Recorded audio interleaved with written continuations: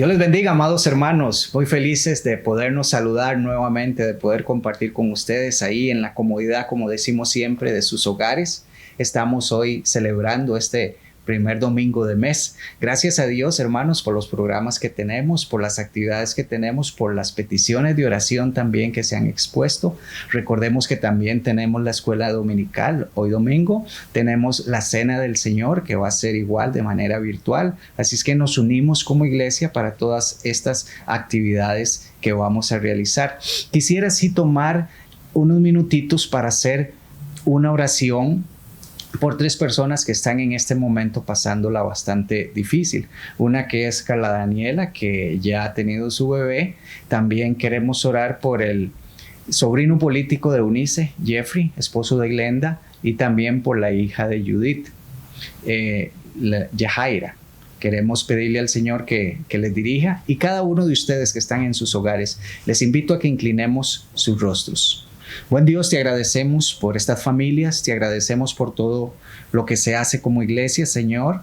Te agradecemos, Señor, por la paz que tú traes a cada uno de nosotros. Son momentos difíciles, estamos viendo lo que son las estadísticas, Señor.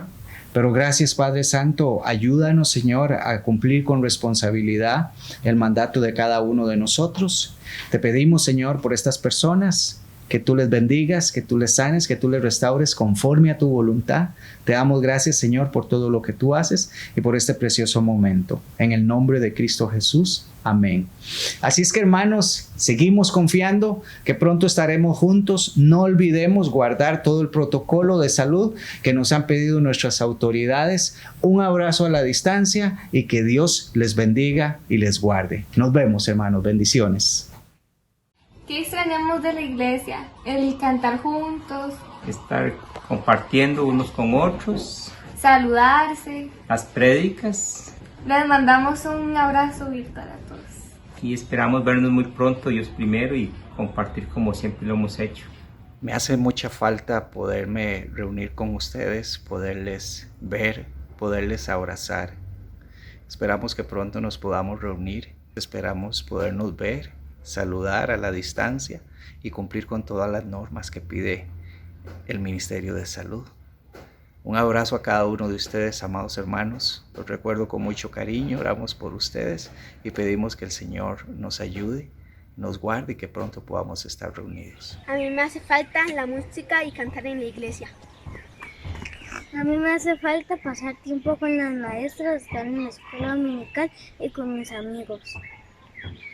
Nos hace falta compartir con los hermanos.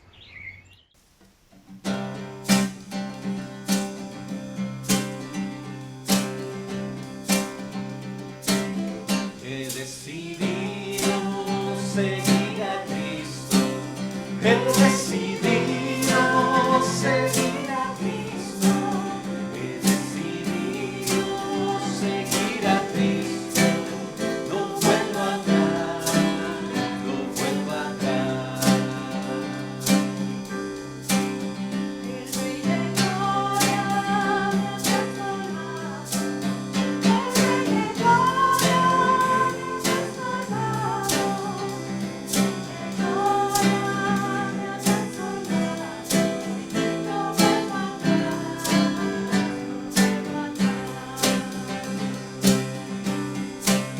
La vida vieja la he dejado, la vida vieja la he dejado, la vida vieja la he dejado, no vuelvo atrás, no vuelvo atrás.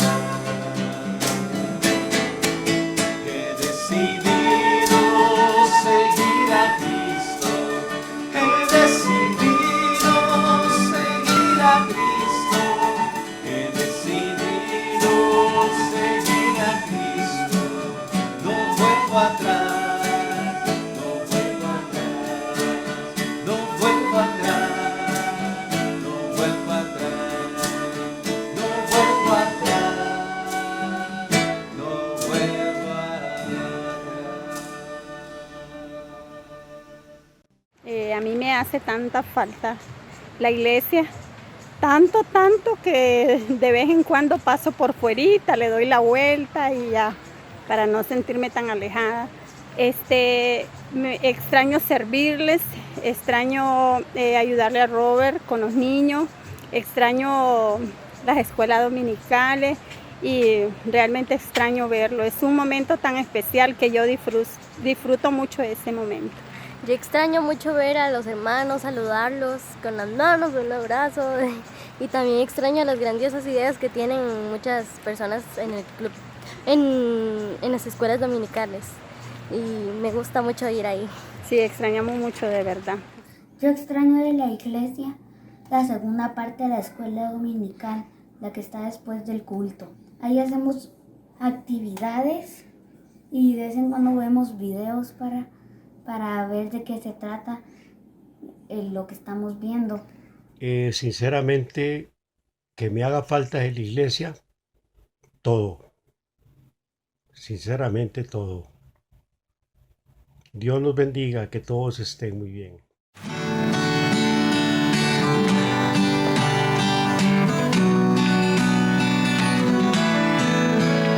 Las cadenas de la muerte me quitó.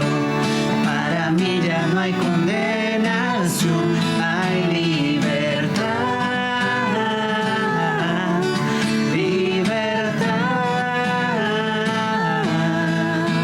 Siendo esclavo del pecado me libró, en la cruz compró mi redención, mi libertad, libertad. Rompió mis cadenas, me dio vida nueva y al fondo del mar echó mi maldad, lavó mis pecados y me ha perdonado. Solo en el nombre de Jesús hay libertad.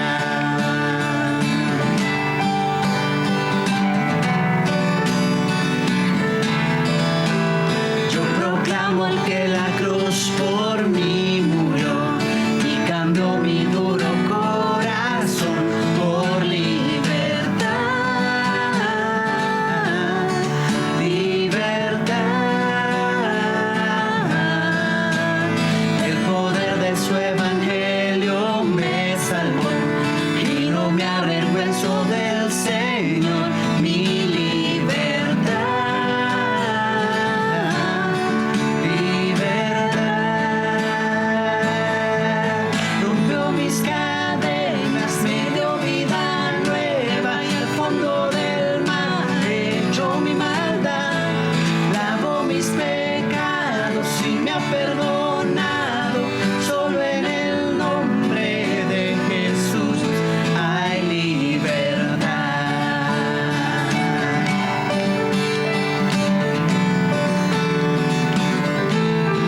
Al que el Hijo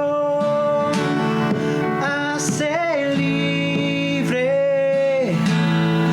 es libre en verdad. Al que el Hijo hace libre, es libre en verdad. Al que el Hijo hace libre,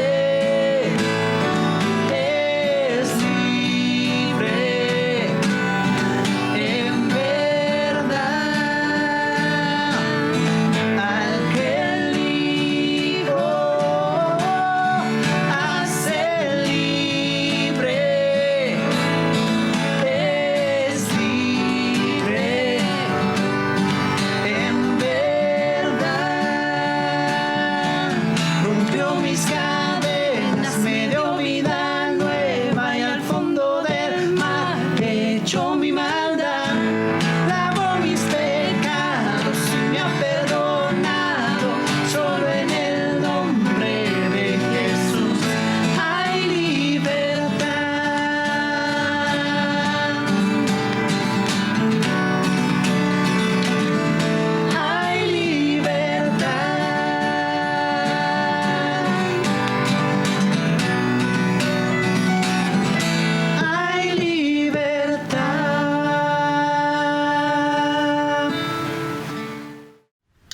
las tantas cosas que extraño de la iglesia, yo creo que es el hecho de poder alabar juntos a Dios, principalmente por lo que Él es y por lo que vemos que Él hace en nuestras vidas semana a semana, y Él merece la gloria por eso.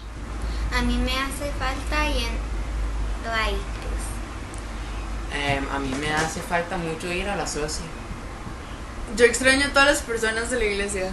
La falta de ir a la iglesia es porque me llena mucho el alma y además comparto con mis pastores y mis hermanos que me hacen mucha falta. Yo de la iglesia lo que extraño es estar con mis compañeros de la escuela dominical, pero algo que me ha ayudado es un versículo que dice la Biblia, y es que no tengamos miedo porque Dios está con nosotros.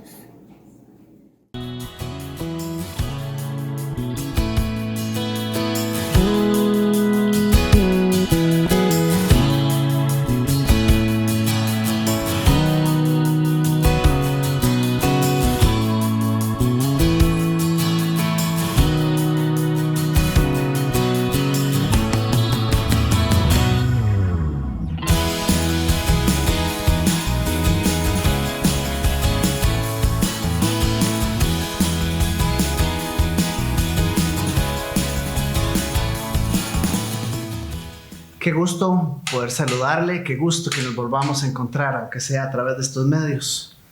Pero más alegría nos da y más alegría me provoca saber que quizás en unas pocas días, unas pocas semanas podamos ya vernos cara a cara. Estamos trabajando fuertemente para eso. Estamos estudiando con mucho cuidado todos los requerimientos que puede tener el Ministerio de Salud para nuestra iglesia. Estamos estudiando con muchísimo cuidado todos los procesos que debemos seguir, los protocolos, las normas, porque realmente anhelamos que ya dentro de poco podamos reunirnos una vez más en el templo. Ha sido un tiempo más largo de lo que nos imaginábamos, pero también ha sido un tiempo bueno, no podemos decir que no. Estamos en esta época de muchos preparativos. Qué alegría será el día que podamos volver a encontrarnos. Pero detrás de volver a encontrarnos hay una pregunta muy importante. ¿A qué nos vamos a encontrar? ¿Qué va a suceder una vez que nos reunamos nuevamente? ¿Cómo va a ser ese regreso? Y más importante, ¿cómo va a ser la iglesia de ahora en adelante, verdad? Ya nos han dicho hasta el cansancio que debemos acostumbrarnos a una nueva normalidad, que no, las cosas por un tiempo al menos muy largo no van a volver a ser como han sido antes. Y es una gran pregunta que nos toca hacernos hoy. ¿Qué significa entonces ese regreso? ¿Y qué significa esa nueva normalidad, esa nueva forma de hacer iglesia a la que nos vamos a enfrentar en unas pocas semanas? La que ya nos hemos enfrentado, pero que nos enfrentaremos nuevamente en unas pocas semanas. Esos cambios que nos toca vivir juntos. No me refiero solamente a cuestiones de orden o cuestiones de horarios. Me refiero a cosas más profundas. ¿Qué significa para el reino de los cielos esta nueva época que nos toca vivir? ¿Qué significa para el avance del evangelio? ¿Qué significa para usted que se había comprometido este año a servir al Señor? ¿O se había comprometido este año a crecer espiritualmente o a comprometerse más con la iglesia? ¿Qué significa ese nuevo tiempo que nos corresponde vivir y cómo debemos hacerlo? De hecho, todo este mes vamos a estar juntos reflexionando acerca de esta idea, acerca de esta pregunta. Es una pregunta especialmente difícil para algunos que hemos crecido en el cristianismo por toda la vida. Porque para nosotros el cristianismo significa también una serie de tradiciones, una serie de costumbres. Significa también lo que ha sido y cómo hemos crecido con eso. Tal vez no tanto lo que será, sino lo que ha sido el cristianismo. Y no hablo solo de bautistas. De hecho, hay un montón de experiencias que usted y yo tenemos que tienen que ver con nuestra historia, con lo que hemos heredado de nuestra cultura, de cómo entendemos y vivimos la fe. Por ejemplo, si usted entra a un templo católico evangélico, en algunas ocasiones es casi como hacer un viaje en el tiempo. Por ejemplo, hay bancas, un tipo de bancas que usted solo encuentra en un templo católico, un templo evangélico y en algún hospital viejo de la Caja Costarricense, ¿verdad? Ese estilo de bancas, por ejemplo. hay cierta decoración que solo se usa en las iglesias y que de alguna manera nos hace pensar en cosas un poquito viejas, porque no son cosas que usaríamos comúnmente usted y yo. ¿Ok? Entonces, todos de alguna manera, para todos nosotros, cuando enfrentamos esta idea de lo nuevo que viene para la iglesia, lo nuevo que viene para el reino de Dios y el evangelio, se nos surge esta pregunta: ¿y eso qué significa? ¿Me irá a gustar o no? ¿Lo sentiré bien o no? ¿Cómo me voy a sentir yo en medio de eso? Y no faltará para aquellos que se levanten y digan: eso no es correcto, eso no es la sana doctrina. Vamos a también reflexionar un poquito qué significa esa frase y cómo la entendemos en un contexto como el que estamos viviendo el día de hoy. Déjeme poner un ejemplo, si no ha sido suficientemente claro hacia dónde vamos.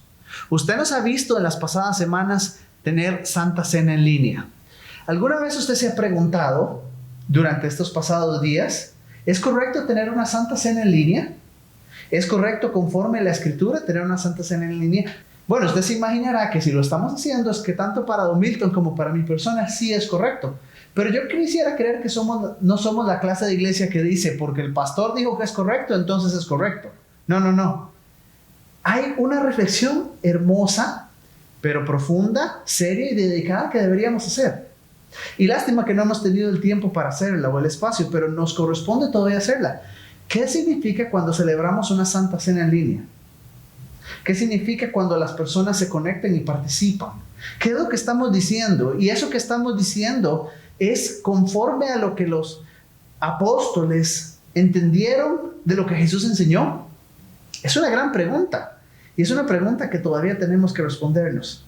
Así que, emocionados como estamos de regresar al templo, nos corresponde decir hoy: ¿a qué vamos a regresar? ¿Qué de estos cambios sociales que hemos visto y vivido quedarán con nosotros? ¿Qué de estas plataformas nuevas que hemos usado deberían quedar con nosotros? ¿Qué cosas que antes eran muy comunes quizás deberíamos ya dejar de todas maneras de lado, porque aunque se nos hacía muy común, ya no era correcto o no era la mejor manera de vivir la fe? Afortunadamente no somos ni la primera ni la mejor generación de cristianos que ha tenido que enfrentar cambios, digámoslo con humildad. No somos ni la primera ni la mejor generación de cristianos que ha tenido que enfrentar cambios. Así que vamos a la Escritura y encontremos en ella un relato que nos va a traer muchísima ayuda y muchísima guía para un tiempo como este, ¿sí? Vayamos entonces a Hechos capítulo 15, donde vamos a conocer una iglesia, la iglesia de Antioquía. Quizás usted no la ubica inmediatamente, pero Antioquía es de hecho un lugar muy importante en nuestra historia. Antioquía es el primer lugar donde se llamó a los creyentes cristianos. Y también Antioquía es el primer lugar, es el lugar de donde Pablo y Bernabé desde donde salieron para su primer viaje misionero. Así que Antioquía tiene un impacto importantísimo en la historia de nuestra fe. Si esa iglesia hubiera decidido enviar a Pablo y a Bernabé, por ejemplo, hacia el este en lugar de hacia el oeste, hoy nuestra sociedad completa y nosotros mismos viviríamos la fe de una manera muy, muy, muy diferente. Pero fue desde esa iglesia donde salió ese viaje y los subsecuentes viajes y cambió la historia del cristianismo como la conocemos usted y yo. Pero cuando Pablo y Bernabé regresaron de ese primer viaje misionero, sucedió un evento. Unos hombres llegaron también por esa época a la iglesia de Antioquía y se causó una enorme controversia. Permítanme leerles acerca de ella. De Judea llegaron algunos que enseñaban a los hermanos que si no se circuncidaban según el rito de Moisés, no podían ser salvos. Como Pablo y Bernabé tuvieron una fuerte discusión con ellos, se acordó que los dos y algunos otros fueran a Jerusalén para tratar esta cuestión con los apóstoles y los ancianos. Se dice que para algunas personas es más fácil aprender algo nuevo que desaprender algo que han conocido, y definitivamente es un poco de lo que está ocurriendo acá. Para los creyentes gentiles, conocer la fe era una experiencia absolutamente nueva. No había nada en sus vidas que se parecía a eso. Sin embargo, para los judíos tenían todo un trasfondo con el que habían nacido y habían crecido. De manera que para ellos conocer la fe era lograr una serie de ajustes, de cambios en su vida, que tenían que entenderlos, que tenían que procesarlos, que tenían que poder vivir con ellos. Podríamos incluso decir que estos creyentes judíos simplemente están viendo una serie de cambios y están preguntándose, ¿hacia dónde va todo esto? Y tal vez con un deseo sincero de honrar a Dios en sus vidas, dicen, no, esto no puede cambiar, esto no puede ser. Y sin embargo, no logran entender lo que el Espíritu está haciendo y hacia dónde el Espíritu está guiando a su pueblo. ¿Acá? Algunos de nosotros hoy, y me imagino que ya sabía que vamos hacia eso, nos parecemos un poco a esos creyentes judíos. Estamos en medio de un montón de cambios que se están dando y nos estamos preguntando, ¿qué significa todo esto? ¿Qué es lo que Dios quiere de todo esto? Así que, como el asunto se puso muy complicado, decidieron salir de Antioquía y llevar el asunto directo a Jerusalén, que era, por así decirlo, la mamá de todas las iglesias en ese momento. Dice, cuando llegaron a Jerusalén fueron recibidos por la iglesia, los apóstoles y los ancianos, y allí contaron todo lo que Dios había hecho con ellos. Pero algunos creyentes de la secta de los fariseos que estaban allí se opusieron a ellos y dijeron, es necesario circuncidarlos y mandarles que cumplan con la ley de Moisés. Los apóstoles y los ancianos se reunieron para tratar este asunto, y luego de mucho discutir, Pedro se levantó y les dijo, queridos hermanos, ustedes saben que hace algún tiempo Dios determinó que yo mismo proclamara a los no judíos el mensaje del evangelio para que creyeran. Y Dios, que conoce los corazones, los confirmó y les dio el Espíritu Santo, lo mismo que a nosotros. Dios no hizo ninguna diferencia entre ellos y nosotros, sino que por la fe purificó sus corazones. Entonces, ¿por qué ponen a prueba a Dios al imponer sobre los discípulos una carga que ni siquiera nuestros padres han podido llevar? Dos cosas me llaman la atención aquí. Déjenme comentarlas muy brevemente. El verso 2 y el verso 7 nos dicen que la discusión fue fuerte. Y aquí nos dice en el verso 7 que la discusión fue extensa.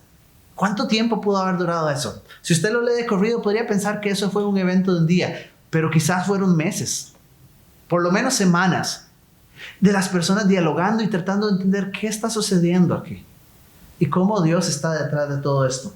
Pero noten el verso 10. Pedro hace una observación brillante acerca de la condición humana. Nosotros los seres humanos tendemos a convertir la costumbre en ley, ¿verdad? A nosotros los seres humanos acostumbramos tanto a ciertas cosas que pensamos entonces que esa es la única manera de hacer ciertas cosas. Por ejemplo, para que nos entendamos, algunas personas posiblemente se habrán preguntado o quizás están pensando, ¿por qué el culto en línea que nosotros enviamos dura menos que el culto que solíamos tener acá? ¿Ok? Y quizás otros más bien estén agradecidos más bien con que dure menos. Pero es muy interesante, ¿verdad? ¿Quién dijo que tenía que durar y cuánto tenía que durar? ¿Quién decide que algo que dure mucho es mejor? ¿De dónde sacamos que a mayor tiempo del culto Dios es más honrado? Que Dios no es honrado con 45 minutos de culto, pero que con hora y 20, ahí sí ya. O hora y media o 2 horas. ¿Verdad? ¿De dónde sacó usted? ¿De dónde saqué yo? Que el tiempo determina la calidad de la adoración que damos a Dios. Y sin embargo, de hecho, ahora que estamos estudiando todo este proceso para poder regresar a tener cultos presenciales, he tenido algunas conversaciones con algunas personas y se les hace rara la idea, un culto que no puede ser de más de cierto tiempo. No, eso no está bien. Un culto de 1 hora, no, eso no está bien. ¿Por qué? ¿De dónde sacamos usted y yo esa idea? ¿No será que, así como estas personas, hicimos ciertas costumbres, las convertimos en ley y entonces se nos hace difícil cuando es momento del cambio? Aquellos que dicen que el culto tiene que durar más que cierto tiempo, y ellos siempre estaban a tiempo, y ellos nunca se salieron antes, y ellos nunca faltaban. ¿No será que a veces nos ponemos ciertas cargas que ni nosotros mismos podemos llevar? Aquellos que dicen que el culto tiene que hacerse de esta manera, que las personas tienen que vestirse de cierta manera. Aquellos que dicen que debe hacerse así o así o así, sí, y solamente como una obligación. ¿Será que ¿Será que ellos mismos lo cumplían? Pedro está teniendo una observación brillante. Pedro incluso les está preguntando, ¿es la manera que lo hemos hecho siempre perfecta? ¿Funciona para toda persona, época y lugar? ¿Es esta manera infalible para todos para buscar de Dios y vivir conforme a su verdad? Obviamente no. Entonces, ¿por qué estamos peleando tanto por esto? Y continúa el verso 12 del mismo pasaje. Al oír que Bernabé y Pablo contaban las grandes señales y maravillas que Dios había realizado por medio de ellos entre todos los no judíos, toda la multitud guardó silencio. Muy importante. Esta iglesia ahora se reúne y escucha. ¿Ok? Es una parte importantísima que la iglesia debe hacer en medio de toda situación difícil. Saber escuchar. Y cuando terminaron de hablar, Jacobo respondió y dijo: hermanos, escúchenme. Simón nos ha contado cómo Dios visitó a los no judíos por primera vez para añadirlos al pueblo que cree en su nombre. Las palabras de los profetas concuerdan con esto, pues está escrito: después de esto volveré y reedificaré al caído tabernáculo de David, repararé sus ruinas y lo voy a levantar para que el resto de la humanidad busque al Señor y también todas las naciones que invocan su nombre. Esto lo dice el Señor, lo ha dado a conocer desde los tiempos antiguos. Ojo, una cuestión más. Escucharon, pero también fueron a la Escritura a ver qué nos dice y cómo nos ofrece guías para un tiempo como esto. Continúa el verso 22. A los apóstoles y a los ancianos y a toda la iglesia les pareció buena idea elegir de entre ellos algunos hermanos. Eligieron a Judas, también conocido como Barsabás, y a Silas, pues sobresalían entre los demás hermanos, y los enviaron a Antioquía con Pablo y Bernabé. Por conducto de ellos enviaron un escrito. Dice así: los apóstoles y los ancianos, a nuestros hermanos no judíos en Antioquía, Siria y Sicilia, reciban nuestro saludo. Hemos sabido que algunos hermanos que estaban con nosotros, a quienes no les dimos ninguna orden, los han perturbado e inquietado a ustedes con sus enseñanzas. Hemos llegado al acuerdo que nos parece bien de elegir a algunos hermanos y enviarlos a ustedes con nuestros amados hermanos Bernabé y Pablo. Ellos han expuesto su vida por causa del nombre de nuestro Señor Jesucristo. Así que con ellos van Judas y Silas, quienes por sus propias palabras les dirán esto mismo.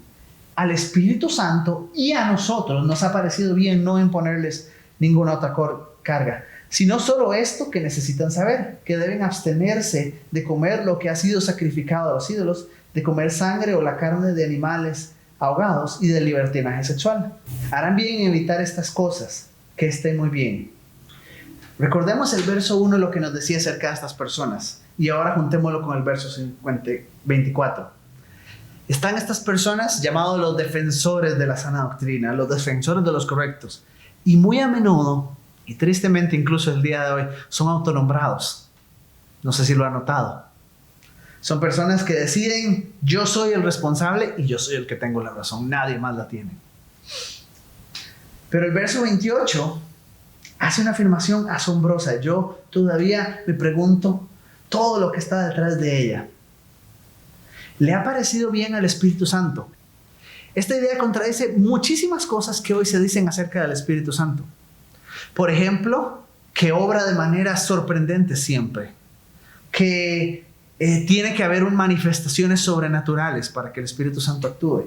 Y sin embargo, aquí no hubo nada de eso. No se levantó alguien con profecía. No se levantó alguien a hablar en lenguas. No hubo un milagro portentoso, no. Aquí, en el estudio de la palabra, en la conversación de los hermanos, encontraron la voz del Espíritu Santo. Eso debería llamarnos la atención. Hay muchísimas cosas de valor en este pasaje. Muchísimas cosas, particularmente para un momento como el que estamos viviendo hoy. Déjenme recapitular algunas cuantas de ellas. Lo primero es que una comunidad de fe sana dialoga sobre los cambios que enfrenta. Los conversan los unos con los otros. No se tiene que decidir en un mismo momento y ya. Y no se tiene que decidir por la voz de una sola persona. En alguna comunidad cristiana sana se pueden dialogar estas cosas. De hecho, a la conclusión que ellos llegan de alguna manera, si bien afirman la libertad con la que los nuevos creyentes no judíos deben vivir, también de alguna manera piden buscar un balance, respetemos, apoyémonos los unos a los otros. Una comunidad sana dialoga, no es por medio de aquellos que se levantan, los defensores de la sana doctrina, que nadie puede contradecir. No, así no funciona. Lo segundo que me llama y me encanta de este pasaje es que el Espíritu Santo está moviendo a su pueblo hacia adelante y lleva la delantera, y a veces por mucho. El Espíritu Santo va por delante de su pueblo, y la labor que tenemos es comprender lo que Él está haciendo y tratar de sumarnos, unirnos a lo que Él está haciendo. Algunos estudiosos del libro de Hechos han dicho: el libro de los Hechos es la historia de la renuencia de la iglesia por cumplir la misión y la voluntad del Espíritu porque se cumpla. Y el Espíritu usa toda clase de recursos para que la misión se cumpla. Milagros, naufragios, visiones, sueños, de toda clase de recursos, porque la obra que Dios quiere hacer, la misión que Dios ha encomendado a su pueblo, tiene que cumplirse, y el Espíritu Santo va por delante de su pueblo. Y a nosotros nos corresponde estar muy atentos, sumarnos a lo que Él está haciendo, permitir que se cumpla esa voluntad. Lo tercero, y muy importante, es que la iglesia no es una comunidad estática, destinada a preservar ciertas tradiciones sin importar qué. No. La iglesia no es una comunidad estática. La iglesia es una comunidad que crece, cambia, se renueva.